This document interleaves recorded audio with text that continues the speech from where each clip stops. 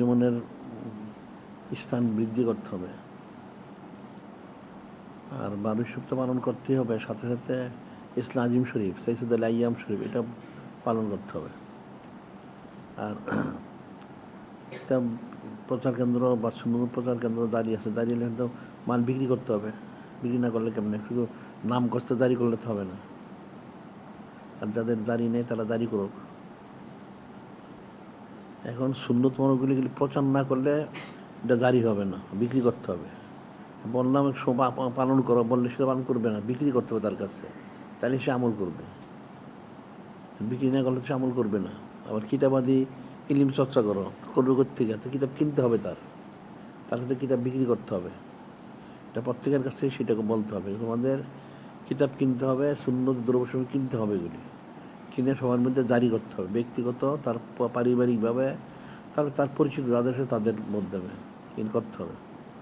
আর কিতাবগুলিতে প্রত্যেকের কমপক্ষে একটা সংখ্যা করে নেওয়া উচিত, প্রত্যেকেরই যা বের হয়েছে বা বের হচ্ছে সবগুলি একটা করে সংখ্যা কমপক্ষে নেওয়া উচিত। আর প্রত্যেকের বাড়িতে বাইতুল হিকমা রাখা উচিত। আর আঞ্জুমানের মজলিসের মধ্যে একটা বাইতুল হিকমা রাখা উচিত। হ্যাঁ, ইলম কালাম না থাকলে তো আমল করতে পারবে না। আর আমলগুলি যদি সুন্নত মনোযোগ না হয় তাহলে তো তার আমলই হবে না। এখন তো মানুষ এগুলিই বুঝে না। সারাদিন দুনিয়ার পিছনে দৌড়াও, তো দুনিয়ার দৌড়ে কী লাভ হইল, কতটুকু লাভ হইল? আর চক্ষুটা বন্ধ দিলে দুনিয়ার কীটা থাকবে? সব শূন্য হয়ে যাবে। তেমন সেই সাধারণ জিনিসটি তো বুঝে না। কুল্লু নাফসিং জায়গাতুল মৌত, প্রত্যেক নফসের মৃত্যুর স্বাদ গ্রহণ করতে ইন্তেকাল করতেই হবে। ইন্তেকাল যদি করতে হবে তাহলে সে কীভাবে ইন্তেকাল করবে? আল্লাহ যদি বললেন, ইয়া আইয়ুহাল্লাযীনা আমানুত্তাকুল্লাহা হাক্কা তুকাতিহি ওয়ালা তামুতুন্না ইল্লা ওয়া আনতুম মুসলিমুন, ঈমানদার তোমরা আল্লাহ পাক ওনাকে ভয় করো, ইন্তেকাল করো না মুসলমান না হয়ে। ইন্তেকাল না করতে থাকতে পারবে না, তো ইন্তেকাল করতেই হবে, তাহলে আগে মুসলমান হইতে হবে। মুসলমান হয়ে যেন সে ইন্তেকাল করে, তাই মুসলমান হবে কীভাবে? মুসলমান হাকিকি হওয়ার জন্যই তো তার বায়াত গ্রহণ করা। সে বায়াত গ্রহণ করলে সে সবক নিল, তাকে জিকির ফিকির করতে হবে, বাদ দিশা বাদ ফজর দুরুশি পাঠ করতে হবে, পাঁচান পাঠ জারি করতে হবে, এরপরে লতিফার সবগুলি জারি করতে হবে। আর আমলগুলি সব করতে হবে সুন্নত মোবারক অনুযায়ী। আর ইলিমগুলোর জন্য আমাদের কিতাবাদি সংগ্রহ করে পড়তে হবে। এগুলি সে না করে তাহলে সে কোনোদিন আল্লাহ হইতে পারবে না। সে যে হাকিম মুসলমান হইতে চায়, এই মুসলমান সে কোনোদিন হইতে পারবে না। হইতে এই কাজগুলি তার করতে হবে। আর প্রতিদিন থেকে কম বেশি কিছু কোরআন শরীফ তেলাওয়াত করতে হবে। আর মুসলমানের জন্য ফরজ হচ্ছে নসব নামার পাঠ করা। নূরে মুজাসসাম হাবিবুল্লাহ হুজুর পাক সাল্লাল্লাহু আলাইহি ওয়াসাল্লাম নসব নামার প্রতিদিন একবার পাঠ করা। আর যারা সিলসিলার দাখিলে তার জন্য একটা ফরজ হচ্ছে প্রতিদিন একবার সাজা শরীফ পাঠ করা, পাঠ করতেই হবে। আর সোহবত বেশি বেশি ইখতিয়ার করতে হবে। সোহবত ইখতিয়ার রসমরাজ বায়াত হইল, ওই রসমরাজই থাকবে, যে বেশি বেশি সোহবত ইখতিয়ার করতে হবে পারলে প্রতিদিন। আর যদি প্রতিদিন না পারে তাহলে সে যেখানে থাকতে সিরাতুল মুস্তাকিম সংযোগ নিয়ে এটা শুনবে, সিরাতুল মুস্তাকিমে সংযোগ নিয়ে শুনবে। আর যতদিন পারলো সে আসলো, সোহবত ইখতিয়ার করতে হবে। এখন তো মানুষ কোনো তরতিবি পালন করে, থেকে এমনি কি হাজির করবে? একটা প্রতিষ্ঠান যদি দাখিল হয়, সে তরতিব না মানলে সে তো খারিজ হয়ে যাবে, সে থাকতে পারবে না। একটা শিক্ষা প্রতিষ্ঠানে গেলে যদি সে ঠিকমতো হাজিরা না দেয় তার থাকবে না। একটা চাকরির প্রতিষ্ঠানে সেখানে হাজিরা থাকবে না, ব্যবসা হলে সেখানেও থাকবে না, হাজিরা তার দিতে হবে। হাজিরা না দিতে সে থাকবে কী করে? বহিষ্কার হয়ে যাবে। তাই বায়াত গ্রহণ করার উদ্দেশ্য হলো আল্লাহলি হওয়া। তো বায়াতের উদ্দেশ্যটা সে ঠিক না রাখতে পারে তাহলে তার তো বায়াত বৃথা হইল। এখন ইলিম অর্জন করা, আমল করা, এগুলো হচ্ছে একদিকে এটা রহমত মোর লাভের একটা মাধ্যম। আর যখন তার বিপরীতটা করে তখন তার জহমত না দিলে নাউজুবিল্লাহ, বিষয়টা কঠিন বিষয়। এখন যে মানুষ যে ইসলামপ্রাপ্ত হয় না, কিন্তু সে বিপরীতটা করে, হেদায়েতের পরিবর্তে সে উল্টাটা পায় নাউজুবিল্লাহ। আর সে নিজেও জানে না যে তার প্রতি লানত বর্ষিত হচ্ছে। তো কঠিন বিষয়। এখন রহমত বর্ষিত হয় ঠিকই আছে, যদি বিপরীতটা হয় তখন তো জহমত বর্ষিত হবে, নাউজুবিল্লাহ। আল্লাহ বলেন ওয়াইজা কুরিয়াল কুরআনু ফাসতামিউ লাহু আনসিতু লাআল্লাকুম তুরহামুন। বলা হলো যে তোমরা যখন কোরআন শরীফ তেলাওয়াত করা হয়, যদিও এটা নামাজের জন্য খাস আমভাবে, ওয়াইজা কুরিয়াল কুরআনু ফাসতামিউ লাহু আনসিতু লাআল্লাকুম তুরহামুন, যখন তেলাওয়াত করা হয় মনোযোগের সাথে শোনো। আল্লাহ বলছে মনে শোনো, তাহলে অবশ্যই তোমরা রহমত মনে লাভ করবে। সুবহানাল্লাহ। এখন যদি সে কোরআন শরীফ তেলাওয়াত মনোযোগ শুনলো না, গাফলতি করলো, তাহলে কি হবে? এখন তাহলে বিপরীতটা হবে। তো প্রত্যেকটা ন্যাক কাজ তো এরকমই, যখন সে সেটা গুরুত্বটা না দেয় তখন উল্টাটা হয়। এটা সহজ বোঝার জন্য মানুষ তো বুঝে না। এই যে দেখো ওলামায়ে সু হয়, ওলামায়ে সু কীভাবে? সে তো ইলিম অর্জন করছে। সে যখন ইলিমটা অর্জন করে এটা কদরটা দেয় না, তখন এই ইলিমটা তাকে লানত দিতে থাকে, নাউযুবিল্লাহ। তখন সে গোমরা হয়ে যায়।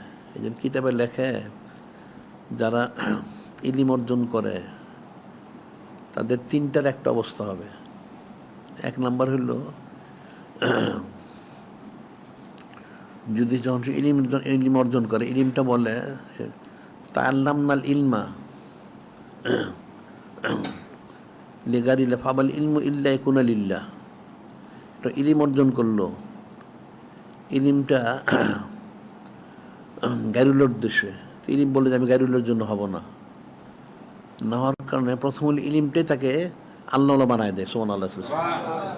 এটা এক নাম্বার। আর দুই নাম্বার হইল, ইলিমটা যখন সে অর্জন করলে ইলিম বলে যে আমি গায়রুল্লাহর জন্য হব না, ইলিমটা সলভ হয়ে যায়। ইলিমটা সলভ হয়ে সে মূর্খ হয়। তো তার তিনটার একটা অবস্থা হবে। ইলিমের উসিলা যদি সে হেদায়েত প্রাপ্ত হয় তাহলে সেটা আলেম হয়ে ওলিয়াল হয়ে যাবে। আর যখন ইলিমটা তার সলভ হয়ে গেল তখন তিনটার একটা অবস্থা হবে। প্রথমত হচ্ছে ইলিমটা সলভ হয়ে যাওয়ার কারণে ইলিম তাকে লানত দেয়।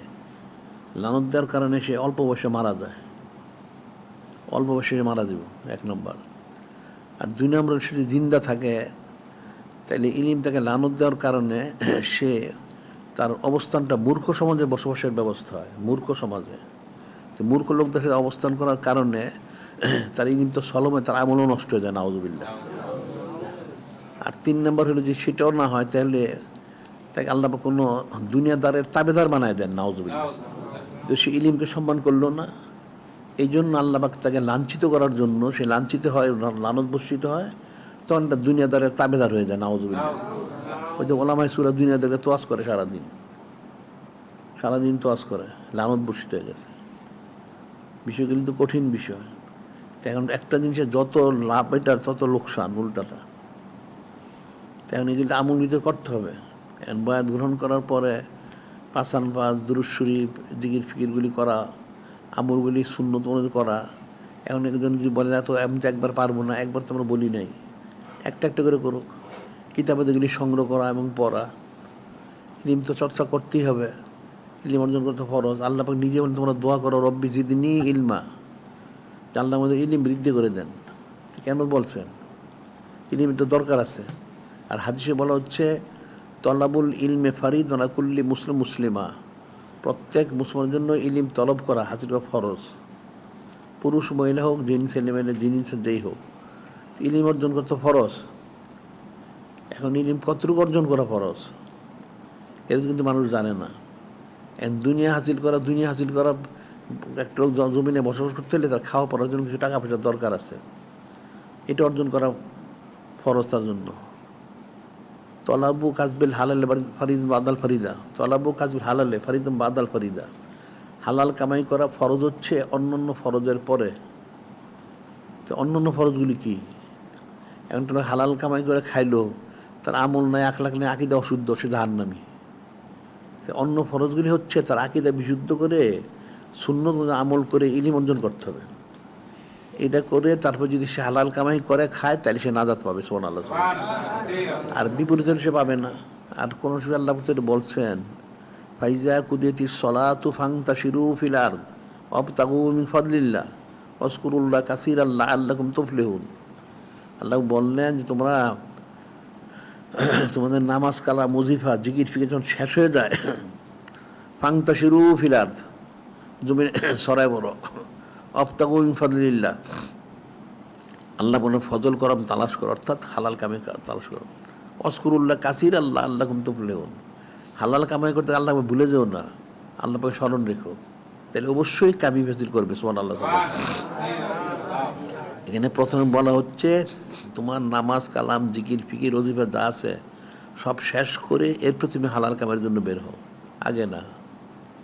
ওই জন্য তলাবু কাজবিল হালাল হেফাজিন বা আদাল ফারিদা, হালাল কামাই করো অন্য অন্য ফরজের পরে ফরজ, অন্য ফরজে তার আমল তার আকীদা সব শুদ্ধ করে জিকির ফিকির করে তারপর সে বের হইব। তখন তো মানুষ একটাও জানেও না করেও না, নাউজুবিল্লাহ। তা ফায়দা পাবে কোত্থেকে? কারণ অলি আল্লাহ পয়দা, অলি আল্লাহ পয়দা হবে কোত্থেকে? অলি আল্লাহ পয়দা কাজ তো করে না, কাজ তো করতে হবে। তার জিকির আজকার করা উচিত, তার সুন্নাত ইত্তেবা করা উচিত, তার ইলম চর্চা করা উচিত, আনুষঙ্গিক সব কাজগুলি করা উচিত, তো কোনোটাই তো করে না। তো একটা মানুষ অলি আল্লাহ কীভাবে? অলি আল্লাহর অর্থ কী? আল্লাহ বোনার বন্ধু। বোনার বন্ধুকে সোজা জিনিস, একটা লোক দুনিয়াদার সাথে বন্ধুত্ব করতে পারে না। একটা লোক যদি সাধারণ লোক হয়, একটা অনেক সম্পদশালী লোক, সে বন্ধুত্ব করতে পারে না, সে তার ধারে কাছে যেতে পারে না। একটা বান্দা আল্লাহ সৃষ্টি করছেন, বান্দার কোনো অস্তিত্বই নেই। এই বান্দা যিনি মালিক, যিনি খলিক, ওনার সাথে বন্ধুত্ব করবে সোজা জিনিস, এটা কখনোই স্বাভাবিক না। তাইলে ওনার সন্তুষ্টির জন্য কাজ করতে হবে, তখন উনি তাকে গ্রহণ করবেন। তো সেই সন্তুষ্টিমূলক কাজগুলি করতে হলে তো নূরে মুজাসসাম হাবিবুল্লাহ হুজুর পাক সাল্লাল্লাহু আলাইহি ওনাকে ইত্তেবা করতে হবে। ওনাকে ইত্তেবা করার জন্যই তো এখন তার অন্তরটা ইসলাহ করতে হবে। একটা লোকে বললে যা হাজার বলা কই আমল তো করে না। 1,24,000 অথবা 2,24,000 নবী রসুল আলাইহিস আসছেন, তালিম দিছেন, কতজন হেদায়েত হইল? কোনো নবী রসুলের কোনো উম্মতি নেই, নাউজুবিল্লাহ। কারো 1 জন 2 জন 4 জন 5 জন 10 জন, কারো বেশি বেশি আছে, ঠিক আছে, কম বেশি।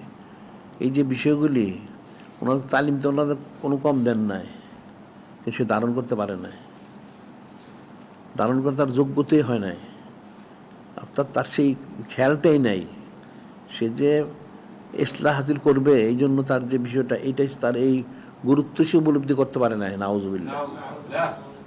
বিষয়টা তো কঠিন। এখন যদি মহব্বতের সাথে কোশেশ করে হাকিকি, তাইলে সে পাবে, রসমরাজ করলে তো হবে না। উবাই বিন সুলুল 9 বৎসর ছিল মদিনা শরীফে, সে নবম হিজরিতে মারা গেছে। নূরে মুজাসসাম হাবিবুল্লাহ হুজুর পাক সাল্লাল্লাহু আলাইহি ওয়াসাল্লামের সাথে সবসময় থাকতো সে, কিন্তু মুনাফেক, সে মুনাফেক সদৃশে মারা গেছে, নাউজুবিল্লাহ। কারণ তার উদ্দেশ্য তো হেদায়েত ছিল না, উল্টাটা ছিল। তো মানুষের তো হেদায়েতের উদ্দেশ্য থাকতে হবে, ইসলাহ ছিল উদ্দেশ্য থাকতে হবে, তার নিয়তটা পরিশুদ্ধ করতে হবে। নিয়ত যদি পরিশুদ্ধ হয় তখন তার পক্ষে কামিয়াবি করা সম্ভব। লিকুল্লি নুজাতুন ওয়া মুআল্লিহা, প্রত্যেকের কিবলা আছে, যদি সে রুজু হয়, কিবলা যদি ঠিক না থাকে তাতে নামাজই হবে না। তার অন্তরের কিবলা ঠিক রাখতে হবে, যে আমাকে অবশ্যই আল্লাহর হইতে হবে, নূরে মুজাসসাম হাবিবুল্লাহ হুজুর পাক সাল্লাল্লাহু আলাইহি ওয়াসাল্লামের নিসবত মোহর হাজির করতে হবে। এটা যদি খালেস নিয়তটা থাকে তখন সে কামিয়াবি করবে।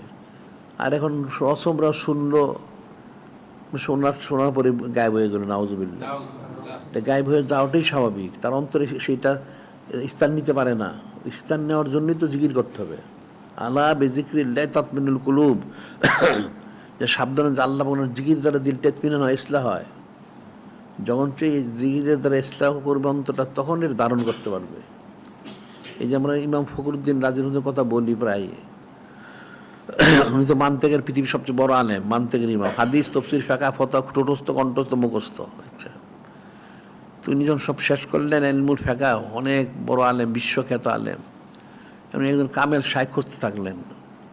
তো কামেল শায়েখ পছন্দ হয়, একজনের কাছে গেলেন, নজরুদ্দিন কোবরা রহমতুল্লাহ পছন্দ হইল, তিনি বয়াত হইলেন। জিজ্ঞেস, আপনি কে? ফখরুদ্দিন। কোন ফখরুদ্দিন? আজি মান্তেকের ইমাম। আচ্ছা ঠিক আছে। তা বায়াত হইলেন। বায়াত হওয়ার পরে অনেক লম্বাই ওকে সংক্ষেপ হচ্ছে। বায়াত হওয়ার পরে তো বললেন, ওনার শায়েখ, উনি বললেন যে আপনি ভিতর তো অনেক এলমে মানতে গেছে, আপনি কাজ করেন, আপনি কিছুদিন নিরিবিলি থাকেন, পড়াশোনা করেন না। আচ্ছা ঠিক আছে। তিনি পড়াশোনা করলেন, 1 বছর গেল, কিছু তফসিল লেখলেন, আসলেন। আসার পরে যখন আসলেন, আপনার ইলম তার বৃদ্ধি হয়ে গেছে। কি করছেন? কারণ আমি কোনো পড়াশোনা করিনি, লেখালেখি করছি। আচ্ছা ঠিক আছে। তুমি বসেন, বসে উনি ফয়েজ দিলেন, ভিতরে কর কর কর কর কর করে আওয়াজ হচ্ছে। তুমি জিজ্ঞেস হুজুর বেয়াদি মাহরাম ভিতর কিসের আওয়াজ হয় এটা? আপনার ভিতরে মানতেক আছে, মানতেকটা কমাইতে হবে। এই মানতেকটা না কমাইলে এলমে তাসবটা দেওয়া যাবে না। তুমি বললেন হুজুর বেয়াদি মাফ করবেন, ফখরুদ্দিনের ফখরের চেলমে মানতেক, এটা যদি বের করে দেওয়া হয় তাহলে তো আমার কিছু থাকতেছে না। কী করতে হবে যে আপনি আমাকে দোয়া করেন, আমি আপনার সবক নিলাম, আপনি আমাকে দোয়া করেন আমি যেন হেদায়েতের উপরে থাকি, ইমানের উপরে থাকি, ইমানের ইন্তেকাল করি। সবক উনি যা দেন একবার দিয়ে দেন, সবক নিয়ে গেলেন গে। আমার বলার মূল বিষয় হচ্ছে এই যে উনি ওনার কামেল শেখ উনি যে এলমে তাসব দিবেন, দিতে পারছে না কেন? মানতেক থাকার কারণে। ইলমে মানতেকটা এটাকে কমাইতে হবে, তারপর দিতে হবে। যদি এটা এরকমই হয় তাহলে এখন মানুষদের দুনিয়ার মহব্বত পরিপূর্ণ, নাউজুবিল্লাহ। এখানে এলমে তাসব প্রবেশ করবে কি করে? তাহলে ওই দুনিয়ার মহব্বত কিছু কমাইতে হবে, তো ওটা কমায়ে তারপরে এলমে তাসব দিতে হবে। না কমাইলে তখন একটা পাত্রে পানি ভরা, সেখানে কিছু ডাললেট পড়ে যাবে, এটা থাকবে না। কিছু কমাইতে হবে, তারপর দিতে হবে। ঠিক মহব্বত মারেফত নিজবোধ করবো, তো এই বিষয় ইলিমটা দিতে হলে খালি করতে হবে। তো তার তো দুনিয়ার মহব্বতে পরিপূর্ণ, এখানে দেওয়ার কোনো জায়গা নাই। দিলেই সেটা পড়ে যায় গড়ায়। যখন সেখান থেকে কিছু কমানো হবে তারপর কিছু দেওয়া যাবে। কেমন তো কমতেছে না, তো কেমনি হবে? উনি যখন পড়াশোনা এলে আমার বৃদ্ধি হয়েছে, তো কী করে দিব? আপনার ভিতর এলমে মান থেকে পরিপূর্ণ, দেওয়ার কোনো জায়গা নাই। এটা কিছু কমাইতে হবে, কেটে ফেলে দিতে হবে, তারপর দিতে হবে। তখন রাজি হইলেন না, দেওয়া হইল না। কারণ মানুষের সবাই অন্তর দুনিয়ার মহব্বত পরিপূর্ণ, সারাদিন দুনিয়া দুনিয়া দুনিয়া। এই লোকটার অন্তরের মধ্যে কী করে মহব্বত প্রবেশ করবে? সে কী করে হইলে আল্লাহ হবে? এটি তো মানুষ বুঝে না। আমরা যে বলি যে বাদশাহ বাচুদুরসি পাসান পাত জারি করা, তারপর কমসে কম সুলতান আসকার পর্যন্ত পৌঁছা, এটা ফরজ যায়নি। এটা পৌঁছলে তার গালিজগুলি বের হয়ে যাবে। যখন গালিজগুলি বের হয়ে যাবে তখন মোহাম্মদ মারেবত প্রবেশ করবে, এছাড়া তাকে প্রবেশ করবে না। জায়গাই তো নাই। ওর পাত্রটা পরিপূর্ণ, তুমি কি দিও, কোথায় রাখবা? একটা পাত্র পানি দিয়ে পরিমাণ দুধ দিলে দুধ থাকবে? গড়ায় পরে যখন মিশ্রিত হয়ে যাবে, খালিজ দুধ তার থাকবে না। যে কোনো জিনিস বিষয়টা তো এরকমই। এখন অন্তর কল্পটাকে আল্লাহ উঠছেন যে তোমরা অন্তরটাকে ইসলা করো, খালি করো। আল্লাহ বেজিক্রিল্লাহ তাতমাইন্নুল কুলুব, সাবধান হয়ে আল্লাহ মনের জিকির দ্বারা দিলটা এতমিনান হয়, ইসলাহ হয়, গায়রুল্লাহর মহব্বতটা খালি হয়। তখন তোমার ভিতরে মহব্বতটা প্রবেশ করবে। এটা না খালি করলে তো মহব্বত প্রবেশ করবে না। এই জন্য তাকে জিকির করতে হবে, ফিকির করতে হবে, আর তাকে সুন্নাতের ইত্তেবা করতে হবে, ইলম চর্চা করতে হবে সহি সমস্যা হাসিলের জন্য। তখন তার অন্তরটা যদি ইয়ে হয়, এখানে আস্তে আস্তে মহব্বত মারেফত পর্যায়ক্রমে প্রবেশ করবে। আর যদি সেটা না হয় তাহলে কেমনে হবে? এখন তো মানুষ এটা করে না ঠিক মতো। সে দুনিয়ার হালাল কামাই করা ফরজ কতটুকু, যতটুকু প্রয়োজন, এখানে কিন্তু সে কোনো সীমা নির্ধারণ করে না, যত কামাই করতে পারে, নাউজুবিল্লাহ। আর ইলিমের ব্যাপারে বললে যে ফরজ ইলিম আমার হয়ে গেছে, অবশ্য একটা মূর্খ। একটা জিজ্ঞেস করলে একটা জবাব দিতে পারবে না, এ ফরজ ইলিম হয়ে গেছে। ইলিমের ব্যাপারে, মোহাম্মদ মানহাজিলের ব্যাপারে তার কোনো গুরুত্বই নেই, নাউজুবিল্লাহ। ওটা এক বিন্দু হইলে মনে করে অনেক হয়ে গেছে। আর এদিকে দুনিয়া পুরাটা কামাই করার পরেও আমার হয় নাই, তো কী করে হবে? এর বোঝাটা খুব কঠিন না, বোঝাটা কিন্তু সহজ ফিকির করলে। যে কোনো জায়গায় কোনো পাত্র খালি না থাকলে কিছু দেওয়া যায় না। তা পাত্রটা খালি হইতে হবে। এখন দুনিয়ার মহব্বতে পাত্র পরিপূর্ণ হয়, সেখানে তো দিনের মহব্বত প্রবেশ করবে না। এটা সোজা জিনিস, কঠিন জিনিস না। এই জাউলিয়া কেন এত রিয়াজ মশাকাত করছেন, এত কেন করছেন? আর অন্তর থেকে সবগুলি বের করে দিতে হইব, ফেলে দিতে হবে। গায়রুল্লাহটা ফেলে দিলে তখন আল্লাহ পাকের মহব্বতটা প্রবেশ করবে। নূরে মুজাসসাম হাবিবুল্লাহ হুজুর পাক মহব্বতটা প্রবেশ করবে। ওটা ফেলে না দিতে পারলে তো মহব্বত প্রবেশ করবে না। কারণ তোমার সে এটা তো ফেলে দেয় না, ওটা ধরে আঁকড়ায় ধরে। হব্বুদ্দিন রাসুকুল্লি খতিয়া, দুনিয়ার মহব্বত শুধু গুনার মূল, তো সেটাই তো হচ্ছে। আর হাদিসে বলা হচ্ছে লাউ কানাতি দুনিয়া তা দিলু ইনদাল্লাহ জানাহা বাউদাতিম মা সাকা কাফের মিন্না সর্বাদান।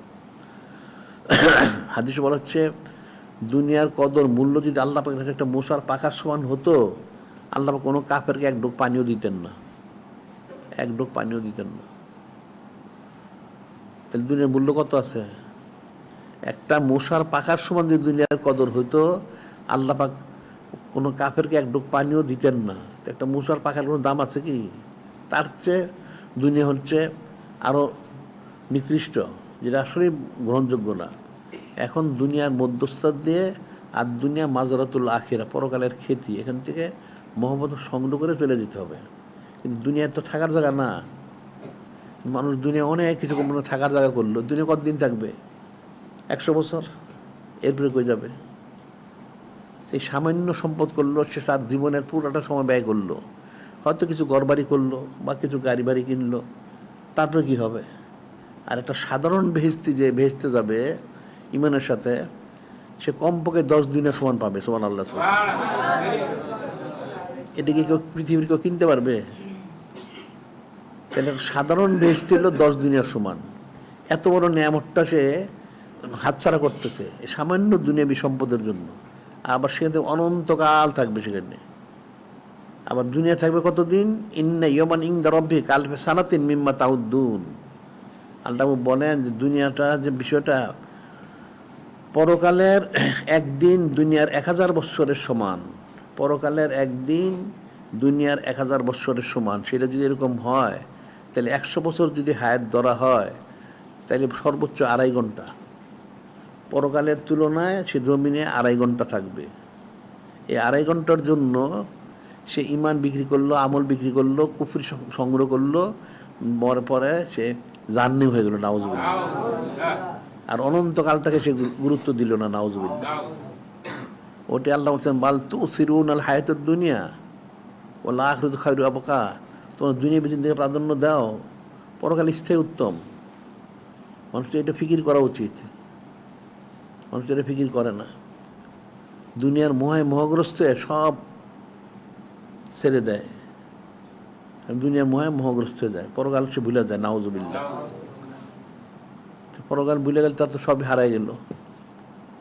এই সামান্য 2.5 ঘন্টা, এখন যদি দুনিয়া কোনো একটা লোকের বলে কেউ যে তোমাকে 2.5 ঘন্টা সময় দেওয়া হবে, তুমি যা চাবে তাই দেওয়া হবে, যা কিছু চাও সারা পৃথিবীতে দিয়ে দেওয়া হবে 2.5 ঘন্টার জন্য, তুমি এটা যেভাবে ইচ্ছা ব্যবহার করো, তারপরে তার কঠিন শাস্তি দেওয়া হবে, কেউ রাজি হবে? কেউ রাজি হবে না। যে 2.5 ঘন্টার জন্য তোমার পৃথিবীর মালিকানা দিয়ে দিলাম, তুমি ব্যবহার কতটুকু সে ব্যবহার করবে? সে কি ব্যবহার করবে? এরপরে কি হবে? এরপরে তোমার কঠিন তোমাকে শাস্তি দেওয়া হবে, কোনো লোক ভুলেও দিকে যাবে না। তো এইটা যদি এরকমই হয়, তাহলে জমিনের অবস্থান তো 2.5 ঘন্টা। এই 2.5 ঘন্টার জন্য তুমি পরকালটা ছেড়ে দিলে, নাউজুবিল্লাহ। এর চেয়ে নির্বোধতার কেউ নাই। সেটাই তো বলা হচ্ছে যে আল্লাহ বললেন, কু আনফুসুকুম আহলিকুম নারা, নিজেকে বাঁচাও, নিজের পরিবারকে বাঁচাও। কিন্তু মানুষ সেটাই আমল করে না। আর এই জন্য আমরা বলছিলাম যে প্রত্যেকের পারিবারিক তালিম জারি করা।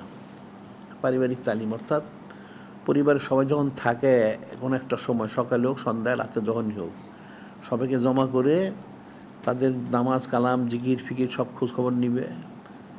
এরপরে কিছু নসিহত করো, কিছু নসিহত করে আকীদাগুলি বিশুদ্ধ করো, তারপরে সংক্ষিপ্ত মিলাদ শরীফ পাঠ করে দোয়া করে দিল। তাহলে পরিবারের সকলের আকীদাটা শুদ্ধ থাকলো, সবাই নাজাত পাবে। আর যদি ছেড়ে দেয় সন্ন ছাড়া, তাহলে তো বাবার আকীদা একদিকে, মার আকীদা আরেকদিকে, সন্তানের একদিক দিকে, 14 জনের 14 আকীদা, কেউ ইমানদার, কেউ কাফের, নাউজুবিল্লাহ।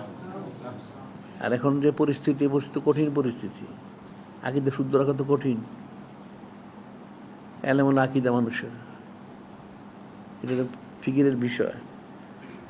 প্রত্যেকে তার তো উচিত তার কমপক্ষে তার সিলসিলা যারা আছে, তার আলাওলাদ, এরা যেন দিনদার থাকে, এরা যেন দুনিয়াদার না হয়, দিনদার হয়, আকীদার যেন শুদ্ধ থাকে, তাইলে তার পরকাল নাজাত হবে।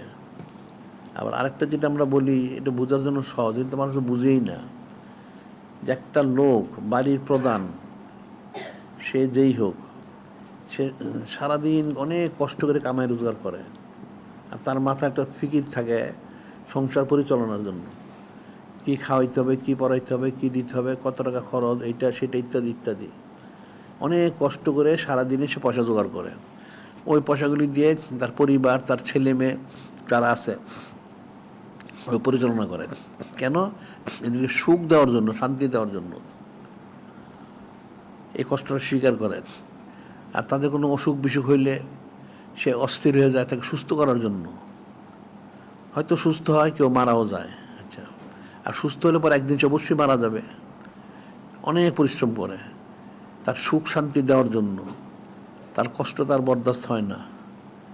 এটা যদি এরকম, তাহলে পরকালে যখন সে যাবে, এখন তার সে আমল আখলাকের খবর নিল না, তাকে ইসলাহ করলো না, আকীদা বিশুদ্ধ করলো না, এই লোকটা মারা গেলে গেলো জাহান্নামে, তখন সে বরদাস্ত করবে কিভাবে? একটা লোক, তার সন্তান হোক, তার বাবা মা হোক, তার সন্তানের অসুখ হলে সেজন বরদাস্ত করতে, তার বাপ মার অসুখ হলে সব বরদাস্ত করতে পারে না। বা তার পরিবার যারা হালিয়াল যারা আছে তাদের সুস্থ করার জন্য তার সর্বাত্মক কোশিশ সে করে, টাকা পয়সা খরচ করে, প্রয়োজনের ঋণ করে পয়সা খরচ করে, জায়গা সম্পত্তি বিক্রি করে চিকিৎসা করে সুস্থ করার জন্য। কারণ এই কষ্টটা তার বরদাস্ত হচ্ছে না। তার যদি সুস্থ হয়, ঠিক আছে, হইল। তো এটা যদি দুনিয়া এরকম হয়, তাহলে পরকালেরটা কি হবে? তোমার দুনিয়া তোমার বরদাস্ত হচ্ছে না, পরকালে মারা যাবে, সে গেল জাহান্নামে, তুমি দেখলা। সেগুলো তুমিও যদি জাহান্নামে যাও, কিন্তু তোমাকে কে উদ্ধার করবে?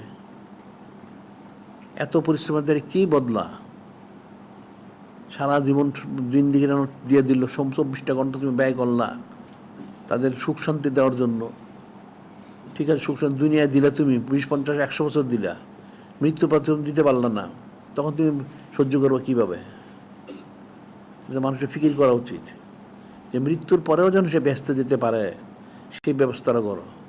দুনিয়া যেমন তুমি ব্যবস্থা করো, তোমার ছেলে মেয়ে তোমার যারা আছে, ঠিক আছে, সে মারা গেলে তারা যেন থাকা খাওয়া পড়ার কোনো সমস্যা না হয়, তুমি ব্যবস্থা করো। কিন্তু এটা আল্লাহ কিন্তু ওয়াদা দিছেন, ওমা মিন দাব্বাতিন ফিল আরদ ইল্লা আলা রিজকুহা, জমিনে যত প্রাণী তত প্রাণী নিজেকে জিম্মাদার আল্লাহ পাক। এটা কিন্তু দুনিয়ায় ওয়াদা দেওয়া আছে। পরকালে কিন্তু এরকম ওয়াদা নাই। পরকালে ওয়াদা হচ্ছে নেক আমল অনুযায়ী ফয়সালা হবে। ফামাইয়ামাল মিসকালা যারাতিন খায়রান ইয়ারা ওয়া মাইয়ামাল মিসকালা যারাতিন শাররান ইয়ারা। তুমি যারা নেক কাজ করবে এক যারা, সেটার বদলা পাবে। আবার যদি উল্টো করে থাকো, তার শাস্তিটা ভোগ করতে হবে। নাউজুবিল্লাহ। এখান থেকে তার রেহাই নাই। এখানে তো ওয়াদা দেওয়া, তোমার রিজিক তো আসবেই, তুমি এটার পিছনে দৌড়ে অনর্থক। আর পরকালে বলে তুমি পরকালে কামাই করে নাও, তুমি সেটা কামাই করো না, উল্টো হয়ে গেছে। বিষয়টা ফিকির করতে হবে।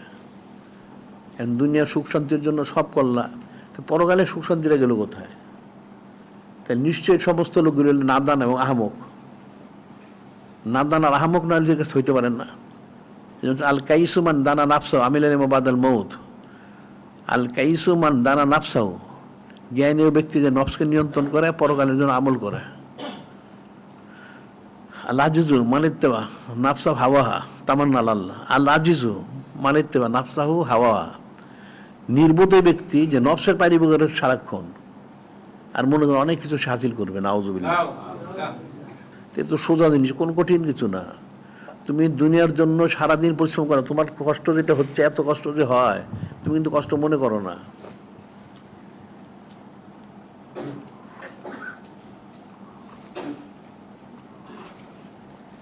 যে কামাই রোজগার করে, বিনা কষ্ট কামাই করে, সারাদিন অনেক পরিশ্রম করতে হয়। দুনিয়া কামাই করে অনেক কষ্ট। এই কষ্টটা যে প্রধান, সে কষ্ট মনে করে না। রৌদ্র হোক, বৃষ্টি হোক, বন্যা তুফান, তার সে নিজে সুস্থ হোক, অনেক কিছু সে করে, এটাকে সে কষ্ট মনে করে না। কেন? তার পরিবার, তার সন্তান, ছেলে মেয়ে, তাদেরকে সুখ দেওয়ার জন্য। তারা সুখী হইলে তার কষ্টটাই তার সুখের কারণ হয়। ঠিক আছে, দুনিয়া এরকম হইলো, তাহলে পরকালে কি হবে? তাহলে পরকালে কি তাদের কষ্ট তোমার কষ্ট লাগবে না? তাহলে পরকালে তাদের সুখ হইলে তোমার সুখ হবে। তাহলে পরকালের ব্যবস্থাটা করো, তাদের নামাজ কালাম জিকির ফিকির যা আছে ইত্যাদি ইত্যাদি আকীদাগুলো শুদ্ধ করাও, সব ঠিক মতো করাও, যাতে তারা আল্লাহ হয়। তাহলে আল্লাহ হলে একদিন মৃত্যু তো বরণ করতেই হবে, কেউ তো অনন্তকাল থাকবে না। তাহলে আল্লাহ হয়ে মরে যাক, ওটা সরাসরি বেহেশতে যাবে। সুবহানাল্লাহ। আর বেহেশতে গেলে কমসে কম 10 দুনিয়া সমান পাবে। কত সম্পদ তোমার দরকার? ওখানে তো আল্লাহ ওনার মেহমানদারি, লাকুম ফিহা মা তাশতাহি আনফুসুকুম ওয়া লাকুম ফিহা মা তাদদাউন নুজুলাম মিন গাফুরির রহিম। আল্লাহ পাক বলতেছেন ওখানে যা বেহেশতে গেলে তোমরা আমার মেহমানদারিতে থাকবে। সুবহানাল্লাহ। তোমরা যা মুখে বলবে আমি সেটাই দিব, আর অন্তরে যেটা খেয়াল করবে সেটাই পাবে। সুবহানাল্লাহ। আর দুনিয়া হচ্ছে বিল ওয়াসাইল, একটা মধ্যস্থতা যেতে হয়, তুমি চাইলেই পাবে না। আমি খাবার চাই, আমার খাবার দাও বললেই তো খাবার পাওয়া যাবে না, কষ্ট করে আনতে হবে। বিল ওয়াসাইল, আর পর বিল কুদরত, ওখানে আর কোনো পরিশ্রম নাই, নিয়ত করার সাথে সাথে সব হয়ে যাবে। সুবহানাল্লাহ। নিয়ত করতে সময় লাগবে, পেতে সময় লাগবে না। আল্লাহ ওনার মেহমানদারি। একটা লোক যে কোনো একটা খুব সম্পদশালীর বাড়িতে যায় মেহমান হয়, তাহলে তার অনেক সব সুবিধা। যিনি খলিক, যিনি মালিক, আল্লাহ উনি সব কিছুর মালিক, বেহেশত হলো ওনার মেহমানদারির জায়গা। তখন সে কী পাবে, সে কল্পনা করতে পারবে না। এই জন্য হাজির বলছে মা লাইনুন রাত আলাউদ্দিন সামেদ আল্লাহ খাতাল কালবে বাসার। বেহেশত হলো এমন একটা জায়গা, কোনো চক্ষু দেখে নেই, কান শোনে নাই, অন্তর অনুভব করে না এমন। কিন্তু কান তো শুনছে, কিন্তু শুনলে হাকিকত সে বুঝতে পারে না, তার কল্পনাতীত বিষয় সে পাবে ওখানে। সুবহানাল্লাহ। এত বড় নেয়ামতগুলি তোমার সৃষ্টি করা হলো তোমার জন্য, তুমি সেটা ছেড়ে দিয়ে তুমি সামান্য দুনিয়ার এই খুদকুড়ার জন্য পাগল হয়ে গেলা, তো কেমন হবে? তোমার তো উচিত ছিল যে তোমার পরকালটা ঠিক রেখে দুনিয়াটা কামাই করা। দুনিয়া ঠিক রেখে পরকাল না, পরকালটা ঠিক রেখে দুনিয়া, অর্থাৎ মহব্বত মারিফত নিজবত করবত রাজামন্দির সন্ধ্যে হাজির করে তারপর বাকি কাজটা করো। তোমার তো সেটা করে না। পরকাল তো সব আছে। ওই যে একটা ঘটনা বলছিলাম না, একটা লোক গেছে মদিনা শরীফ, তো তার সাথে একজনের খুব মহব্বত বন্ধুত্ব পয়দা হয়েছে। ওইটা অনেক সম্পদশালী, আরেক দেশে থাকে। ঠিক আছে, তার মহব্বত, সে বলতেছে তাকে তুমি আমার দেশে চলো, তোমার যা প্রয়োজন সব, তোমার গাড়ি বাড়ি এটা সেটা অনেক সম্পদ দিব, আমার অনেক সম্পদ আছে। তখন কি আছে এটা আছে, সে জিজ্ঞাসা করতেছে, সব আছে, গাড়ি বাড়ি জায়গা সম্পত্তি এইটা সেইটা অনেক, তোমার কি প্রয়োজন, সব আছে দিব, আমার অনেক সম্পদ। জিজ্ঞেস করতে এক প্রশ্ন বললো, আচ্ছা তোমার দেশে এই রজ শরীফ আছে? ওই লোক বলতেছে তোমার তো সব আছে বুঝলাম, তাহলে এই রজ শরীফটা কি তোমার দেশে আছে? না তা তো নাই। তো তাহলে কিছুই নেই তোমার। বুঝো কি আমার কথাটা তোমরা? তোমার সব আছে, ঠিক আছে, তুমি অনেক সম্পদশালী, তুমি সারা দুনিয়া আমাকে দিয়ে দিবা, ঠিক আছে, তো তোমাকে রজ শরীফ আছে? আমি তো প্রতি রজ শরীফ যেতে পারি। সুবহানাল্লাহ। না নাই, তাহলে আমি তোমার এখানে যাবো না। তার অর্থটা কি বলো দেখে? এখন আমি যে বললাম যে তোমরা দুনিয়া হাসিল করো, দুনিয়ার কি আছে? এখানে রাজামন্দির সন্তুষ্টি নাই, কিন্তু যখন পরকালে বেহেশতে যাবে ওখানে তুমি রাজামন্দির সন্তুষ্টি পাবে। সুবহানাল্লাহ। ওখানে যিনি খলিক, যিনি মালিক, রব ওনার দিদার মনে পাবে। ওখানে নূরে মুজাসসাম হাবিবুল্লাহ হুজুর পাসমনা দিদার পাবে। এটা তো দুনিয়া তো নাই, তাই দুনিয়ার জন্য পাগল হয়েছে কেন? তো ওই লোকটা বললো তোমার সব আছে, তুমি আমার সারা পৃথিবী দিবা, ঠিক আছে, তোমার কি রজ শরীফ আছে তোমার এখানে? না নাই, তাহলে আমি যাবো না এখানে। তো দুনিয়া সব দিবা, দাও, দুনিয়া দিলে কি হইব? এই তো মহব্বত মারফত নাই, রাজামন্দির সন্তুষ্ট আমি পাওয়া যাচ্ছে না। এখন আমি যদি কোনো ওখানে যেতে পারি তাহলে তো আমি সবই পাবো। সুবহানাল্লাহ। এটা তো বোঝার বিষয় আছে, মানুষ তো এটাও বুঝে না, তো কেমনে হবে? তাহলে ওখানে যাওয়ার ব্যবস্থা করো, তুমি জিকির ফির করো, সবাক আদায় করো, তুমি ওলি আল্লাহ হওয়ার চেষ্টা করো, তাইলে তুমি ওখানে গেলে সরাসরি নূরে মুজাসসাম হাবিবুল্লাহ হুজুর পাসমনার দিদার মোড় পাবে। আল্লাহ ওনার দিদার মোড়, আল্লাহ বলছেন সাতারাউনা রব্বুক, হাদিস শরীফ, সাতারাউনা রব্বুক কামা তারাউনাল কামার ফি লাইলাতুল বদর। তোমরা আল্লাহ পাককে বেহেশতে গেলে দেখবে, কিভাবে দেখবে? যেমন একটা পূর্ণ চাঁদকে দেখা যায় ওইভাবে দেখবে। সুবহানাল্লাহ। এর অর্থ হইলো, দেখবে মানে অর্থ কি? অর্থ হইলো যে আল্লাহ পাক ওনার দিদারটা হাজির করবে। সুবহানাল্লাহ। এই যে খাজা সাহেব রহমতুল্লাহ আলাইহি ওনাকে জিজ্ঞেস করা হইলো কেমন আছেন, অনেক লম্বা কথা সঙ্গে বললেন, হ্যাঁ আল্লাহ পাক আমাকে কবুল করেছেন, ওনার হাবিব মাহবুব নূরে মুজাসসাম হাবিবুল্লাহ হুজুর পাক সাল্লাল্লাহু কবুল করেছেন, আমি এখন আরশের অধিবাসী, অর্থাৎ আমি 24 ঘন্টা যিনি খলিক, যিনি মালিক, রব ওনার দিদার মোবারক আছি। সুবহানাল্লাহ। এবং ওনার হাবিব মাহবুব নূরে মুজাসসাম হাবিবুল্লাহ হুজুর পাক আমাদের দিদার মোবারক সুবহানাল্লাহ। এটা তো এখানে পাওয়া যাবে না, এখান থেকে কোশেষ করে এটা হাসিল করে যাইতে হবে। তাহলে তুমি এটার মোহগ্রস্ত হও কেন? এটার মোহগ্রস্ত হয়েও না। ওটা আল্লাহ কোরআন শরীফে বলছেন, অসবির নাফসাকা মা'আল্লাযিনা ইয়াদউনা রাব্বাহুম বিল গাদাতি ওয়াল আশি ইউরিদুনা ওয়াজহাহু ওয়ালা তা'দু আইনাকা তুরিদু যিনাতাল হায়াতিদ দুনিয়া। আল্লাহ বললেন, তোমরা প্রত্যেকে নিজেকে কোন আল্লাহ অথবা আল্লাহ যে সোরটাকে লাজিম করে ফরজ করে নাও। প্রত্যেক পুরুষ মহিলা আল্লাহ এবং আল্লাহ ওনাদের সোবরটাকে তোমরা ফরজ করে নাও, লাজিম করে নাও।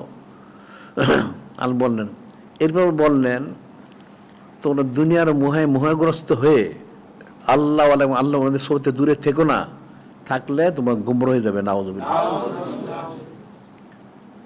স্পষ্ট বলে দিচ্ছেন। এখন যে দুনিয়াতে কিছু নাই, ফাঁকা, এটার মধ্যে সারাদিন ঘুরো, কি পাবে তুমি? এখন তোমার সামান্য খাওয়া পড়া কষ্ট সংগ্রহ যেই কষ্ট লাগে, এই সামান্যের জন্য তুমি সব দিয়ে দিলা। আর যেখানে তুমি অনেক সসম্মানে থাকবে, মান ইজ্জতের সাথে থাকবে, তোমার সম্মানের কোনো শেষ নাই, তো সেইটা তুমি বাদ দিয়ে দিলে। নাউযুবিল্লাহ।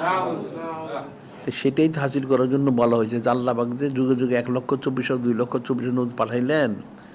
কেন পাঠাইছেন? যে তোমরা আমার আদেশ পালন করো, আমার মোহব্বত পাবে, মারিফত পাবে, নিজবত পাবে, করুক আমার হাবিব মাহবুব নূরে মুজাসসাম হাবিবুল্লাহ হুজুর পাক সাল্লাল্লাহু আলাইহি ওয়াসাল্লাম, ওনারও মোহব্বত মারিফত নিজবত হাসিল করবে। এখানে আসলে তোমার অনন্তকালের জন্য সুখ, আর কোনো এখানে কষ্ট নাই, অনন্তকাল। তো সেই অনন্তকালের সুখটা বাদ দিয়ে এই সামান্য এই দুনিয়াবি লাঞ্ছনের জিন্দিগি আর কতদিন? দুনিয়াটা তো হচ্ছে এখান থেকে কামাই করে যেতে হবে, আর দুনিয়া মাজরাতুল আখিরাত, পরকালের খ্যাতি। আবার নূরে মুজাসসাম হাবিবুল্লাহ হুজুর বলছেন, কোন ফিদ দুনিয়া কান্না গরিবুন আও আবিরু সাবিল। কোন ফিদ দুনিয়া কান্না গরিবুন আও আবিরু সাবিল। তুমি দুনিয়ায় থাকো এমনভাবে যেন তুমি মুসাফির, শুধু মুসাফির না, চলন্ত মুসাফির।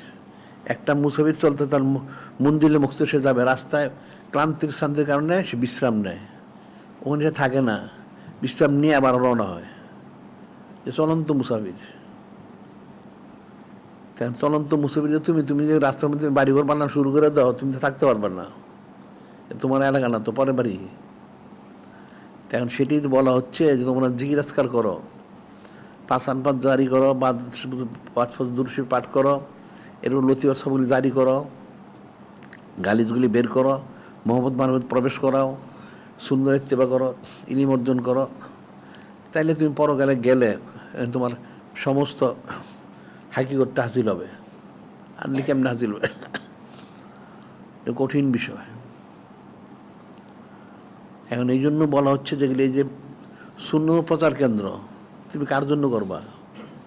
বিক্রয় প্রচার কেন্দ্র কার জন্য করবে? এটা নূরে মুজাসসাম হাবিবুল্লাহ হুজুর পাক সাল্লাল্লাহু আলাইহি ওয়াসাল্লামের জন্য। তুমি দুনিয়ার ব্যবসা করো, চাকরি করো, অনেক কিছু করো, কোনটা মুসলমানের জন্য করো, কোনটা কাফেরের জন্য করো, নাউযুবিল্লাহ। কিন্তু নূরে মুজাসসাম হাবিবুল্লাহ হুজুর পাক সাল্লাল্লাহু আলাইহি ওয়াসাল্লামের জন্য তুমি কি করলা বলো? তুমি তো ওনার উম্মত দাবি করো, সুপারিশটা করবে কে? উনি তো সুপারিশ করেন, মালিক। নূরে মুজাসসাম হাবিবুল্লাহ হুজুর পাক সাল্লাল্লাহু আলাইহি ওয়াসাল্লাম যদি কারো সুপারিশ না করেন, তার জাহান্নাম ছাড়া কোনো গতি নেই। ওনার সুপারিশে সবাই, উনি শাফায়াত করার মালিক, উনি সবাইকে অনুমতি দিবেন যে তোমার সুপারিশ করো, তাহলে কোনো কারো অনুমতি নাই।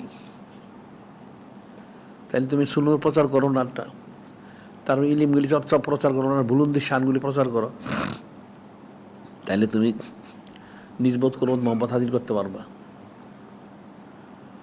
এখন তর্জ তরিকা তো অনেক, কিন্তু মানুষ কয়টা মানে? কেউ তো মানে না। বিষয়গুলি তো অনেক কঠিন, আর মানুষের অন্তর অনেক শক্ত।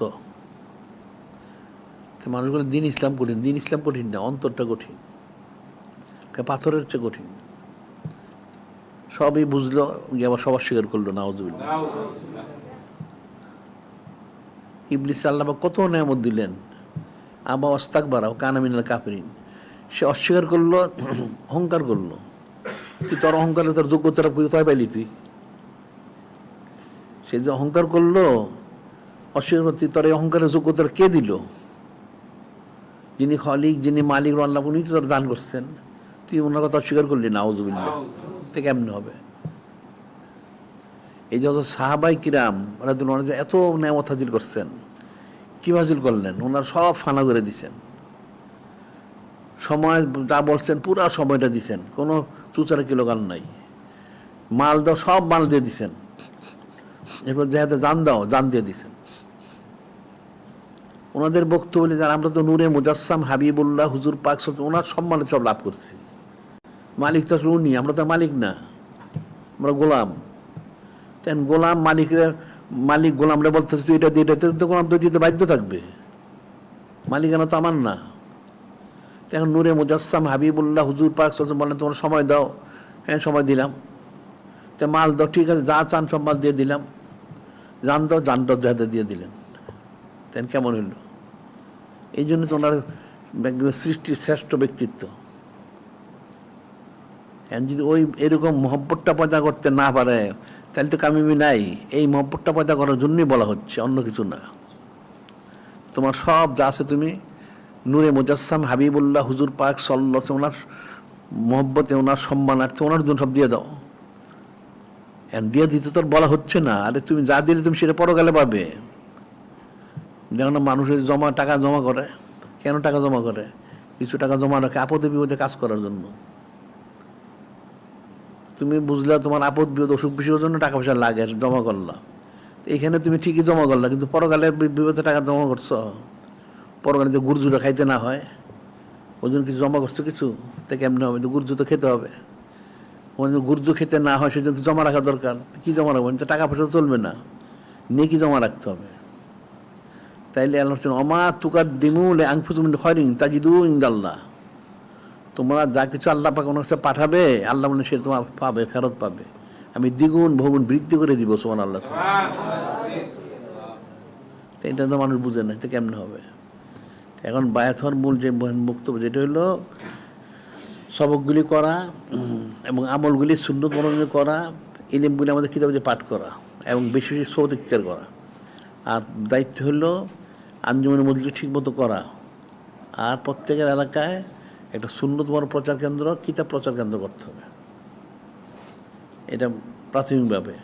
আর পারিবারিক তালিমটা করতে হবে।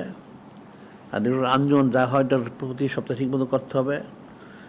তারপরে আরও কিছু নতুন নতুন লোকদের বুঝাইতে হবে, বুঝাই তাদের বুঝাই নিয়ে এসে বায়াত করাইতে হবে।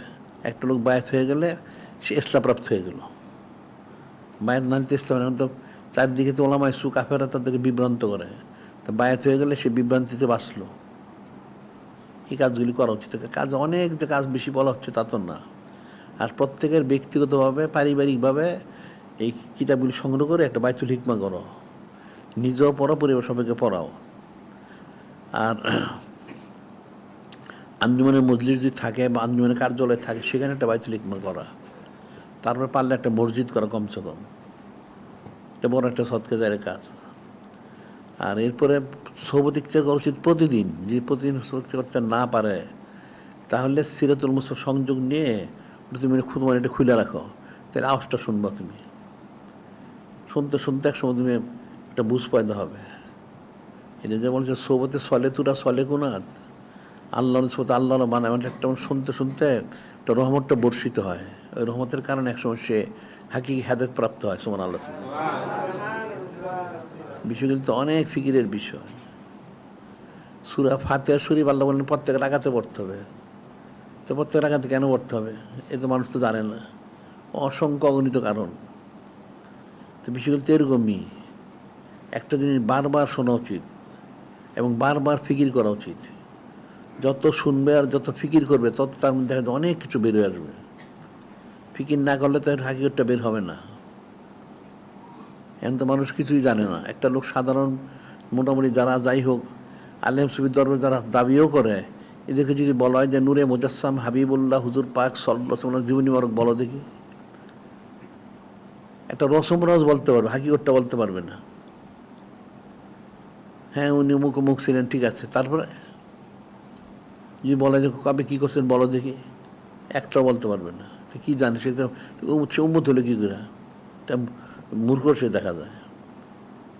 তার হযরত উম্মাহাতুল মুসলিমিন আমাদের সঙ্গে বলো দেখি, ওইটাও জানে না। একটা লোক, তার সন্তান, তার বাপও চিনে না, মাও চিনে না, সন্তান থাকে কেমনে? হ্যাঁ, ওনারা তো সমস্ত সৃষ্টির মহাসম্মানিত পিতা, মহাসম্মানিত মাতা ওনারা, তো ওনাদের সম্পর্কে মানুষ জানে না, তো কি হইল? কিন্তু অনেক ফিকিরের বিষয়, আকীদাগুলি শুদ্ধ করা উচিত। কোরআন শরীফ, হাদিস শরীফ যা বর্ণনা করা হয়েছে, মানুষ কিন্তু সেটা গ্রহণ করতে পারে না সহজে, গালিজ থাকার কারণে। কিন্তু মানুষের রচিত যে কিতাবগুলি কুফরিওয়ালা, ওগুলি কিন্তু ঠিকই মানে, নাউজুবিল্লাহ। এই যে কোরআন শরীফ, হাদিস শরীফ বলা হচ্ছে নবী রাসূলুল্লাহর মধ্যে কোনো ভুল ত্রুটি নাই, হযরত উম্মাতের মধ্যে কোনো ভুল ত্রুটি নাই, বা সাহাবায়ে কিরামের মধ্যে কোনো ভুল ত্রুটি নাই, ইত্যাদি ইত্যাদি। ওই বাজারে বই লেখা আছে, ওনারা এই ভুল করছেন, নাউজুবিল্লাহ। ওটা সে কিন্তু বিশ্বাস করতেছে, কোরআন শরীফ বিশ্বাস করতেছে না, নাউজুবিল্লাহ। তো সে ইমানদার থাকে কেমনে? সে কাফের, সে দেখা যায়। আল্লাহ পাক কোরআন শরীফে বলে দিলেন, নূরে মুজাসসাম হাবিবুল্লাহ হুজুর পাক হাদিসে বললেন এই, তুমি সেটা বিশ্বাস করলা না, তুমি একটা বাজারে একটা কাফেরের কথা বিশ্বাস করলা, নাউজুবিল্লাহ। কারণ হচ্ছে অন্তরে গালিজ আছে, গালিজের সাথে গালিজ, আল জিনসু ইয়ামিলুল জিনসি, সমাজে তো একসাথে চলে। সাধারণ ভাষায় বলে, মাছি মলমূত্রতে গিয়ে বসে বেশি। যে যে শ্রেণীর 10টা কুকুর একসাথে চলে, 10টা ছাগল একসাথে চলে, 5টা কুকুর 5টা ছাগল একসাথে চলে না। বিষয়টা কঠিন বিষয়, ফিকির করতে হবে। মানুষ তার গেলে ফিকির করে না। কারণ অন্তত ইসলাম যদি না হয়, তাহলে সে যেই জাতের, সে জাতের সাথে সে মিলবে। মান তাসাব্বা বে কাউমিন ফামিনহুম, যে যার সাথে মিলবে সে তার অন্তর্ভুক্ত। সে কোরআন শরীফ হাদিস শরীফ মানতেছে না, মানতেছে ওই কাফের মুশরিক কারা ইতিহাস লিখছে, বর্ণনা দিছে, ওটার মধ্যে কুফরি গেলে ওইটাই সে বিশ্বাস করতেছে, নাউজুবিল্লাহ। কারণ আসলে সে পারবে না তো বিশ্বাস করতে, তার অন্তরটা সেটা নাই। ওই যে গালিজে বড় তার অন্তরটা, সেজন্য গালিজের দিকে সে রুজু হয়, নাউজুবিল্লাহ। আর যদি তার অন্তরে ইসলাম প্রাপ্ত হতো, তাহলে ইসলাম দিকে সে যাইতো, তাহলে কোরআন শরীফ সুন্নাহ শরীফের দিকে যাইতো। সেটা যায় না, তার তো সেটা নাই। কিন্তু অনেক ফিকির করতে হবে। এখন সবাইকে বলো, তার ঠিক মতো করুক।